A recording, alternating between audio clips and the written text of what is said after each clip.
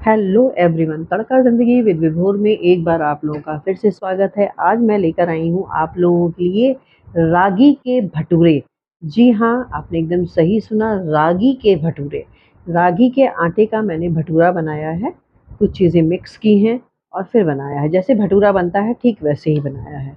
लगभग आपका मेज़रमेंट ये होगा कि 1 कप के करीब मैंने रागी का आटा लिया है, आधे कप के करीब मैदा है और 1/4 कप के करीब रागी रवा है। आप मैदा थोड़ा-सा कम कर सकते हैं, आधे कप से थोड़ा कम ले सकते हैं। और ये देखिए आधे कप के करीब दही है, नमक है, 3 से 4 पिंच बेकिंग सोडा है और बेकिंग पाउडर है। ये दोनों चीज़ें हैं और शुगर है थोड़ी-सी और थोड़ा-सा गुड़ है। लगभग 1 टीस्पून के करीब गुड़ है और 1 टीस्पून के करीब शुगर है।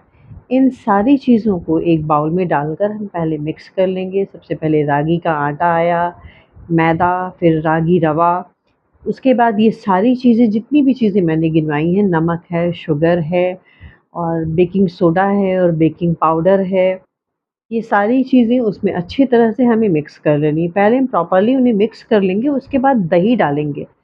आधी कप के करीब मैंने दही ली है। ये रेशियो होगा आपका लगभग कि 1 कप के करीब अगर आपका रागी है, रागी का आटा है और तो आधे कप के करीब, उससे थोड़ा-सा कम आप दही ले लें। इतनी दही है लगभग, देख लीजिए। इसको अच्छी तरह से मिक्स कर लेना है। अगर आपको लगता है कि दही आपकी बहुत खट्टी है, तो दही की मात्रा आप कम कर सकते हैं और दही एकदम फ्रेश है, मीठी वाली दही है, तो दही की मात्रा थोड़ी-सी आप बढ़ा भी सकते हैं। इसको डाल के अच्छी तरह से पहले मिक्स कर लेना है। फिर जितनी पानी की रिक्वायरमेंट हो, पहले दही को अच्छी तरह से मिक्स कर लेंगे, उसके बाद फिर पानी मिलाएँगे। आप ये भी कर सकते हैं कि दही को फेंट लीजिए और उसमें थोड़ा-सा पानी मिला लीजिए, उसे मट्ठे की तरह से थोड़ा कर लीजिए, छाछ की तरह कर लीजिए, उसके बाद उसे आटे में मिलाना शुरू कीजिए। ये देखिए अच्छी तरह से हमने मिक्स कर लिया है, आटा लूज़ लगाएँगे, टाइट नहीं लगाना है। जैसे मैदे का भटूरे का आटा लगता है, ठीक वैसे ही इसमें भी लगाएँगे, उसमें भी आटा लूज़ लगाते हैं, इसमें भी रागी में भी आपको लूज़ लगाना है। और आटा लगाने के बाद ऑयल इसमें 1 चम्मच डाल के उसको अच्छी तरह से मिक्स कर लेना है और 4 से 5 मिनट तक आटे को पटक-पटक के उसी बर्तन में उठाइए और पटकिए इस तरह से उसे पटकते हुए और ढीला करना है। जब आटे को आप पटकेंगे तो आटे की कहते हैं ना कि नस-नस खुलना, तो उसकी नस-नस खुलेगी, आटा ढीला होगा आपका। ये प्रोसेस आपको कम से कम 5 मिनट तक करना है, तब जाके आटा अच्छे से ढीला होगा। और उसके बाद आपको तुरंत नहीं बनाना है, इसका भी ख़्याल रहे। जैसे भटूरे का आटा आप रखते हैं 5 से 6 घंटे, वैसे ही आपको इसे भी रखना है, 5 से 6 घंटे तक आपको इसे रखना है।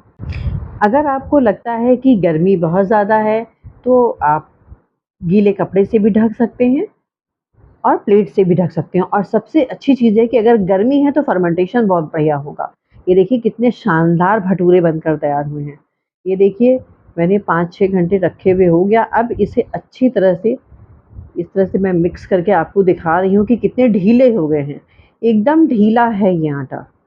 कहीं से भी आपको ये नहीं लगेगा कि आटा टाइट होगा। अगर आपको टाइट लगता है आटा, तो आप जिस समय मिला के रख रहे हैं, उसी समय आप ये कर लें कि थोड़ा-सा पानी उसमें मिलाकर उसे ढीला कर लें और उसे पटक-पटक के और ढीला कर दें। पहले पानी डाल के उसे ढीला करें, उसके बाद उसे पटक-पटक के ढीला करें। इसे बेलना बहुत मुश्किल नहीं है, आप इस तरह से बेल कर बना सकते हैं। अगर आपको ये लगता है कि बनाना इसमें थोड़ा-सा मुश्किल है, तो आप पॉलीथीन लीजिए, थोड़ी-सी मोटी वाली जो पॉलीथीन होती है, उसपे आप एक शीट पे रखिए थोड़ा-सा घी लगाकर और उसके बाद उस पे रखिए, फिर दूसरी शीट पे ऊपर से घी लगाइए और उसको फिर रख दीजिए। फिर उसके बाद उस पे उसको फैला-फैला के आप अच्छी तरह से गोल-गोल फैला सकते हैं। लेकिन बेलने में ऐसी कोई प्रॉब्लम नहीं आएगी, मैंने आपको बेल के दिखाया ही, मैंने बेल के ही बनाया है। बिल्कुल भी मैंने ये चीज़ नहीं की है कि उसको प्लास्टिक शीट पे मैंने बनाया हो। प्रॉपरली मैंने इसे चकले पर बेल के ही बनाया है। तो आप इस तरह से हाँ, बेलते समय परथन आपको इसमें लगेगा, आप इसमें घी से नहीं बेल पाएँगे इसको, इस बात का ख़्याल आप बिल्कुल रखें। भटूरे को उलट-पलट के आप थोड़ा-सा क्रिस्पी कर सकते हैं अपने टेस्ट के अकॉर्डिंग और बहुत ही स्वादिष्ट भटूरा बनकर तैयार हुआ है।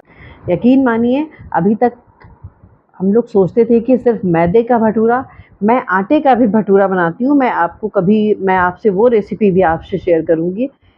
4-5 तरीके के भटूरे मैं बनाती हूँ, कभी आपसे वो भी रेसिपी शेयर करूँगी। इस बार रागी की आटे की मैं आपसे भटूरा शेयर कर रही हूँ रेसिपी।